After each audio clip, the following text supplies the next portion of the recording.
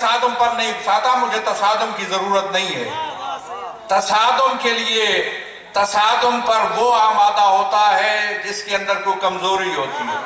मेरे अंदर कोई कमजोरी नहीं, मैं इस मुल्क का एक ताकतवर हिस्सा हूं, मुझे तसादुम की जरूरत नहीं है।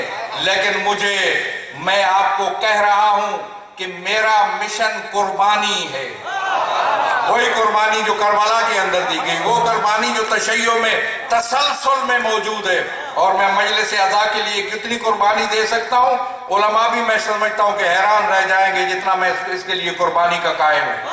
एक मजलिस के लिए जितनी कुर्बानी हो सकती है मैं देने के लिए तैयार हूँ। सबसे पहले मैं और उसके बाद आप।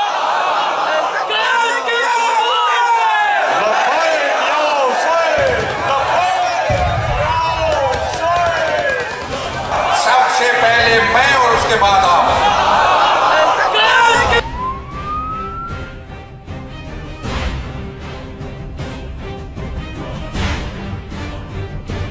सबसे पहले मैं और उसके बाद आप।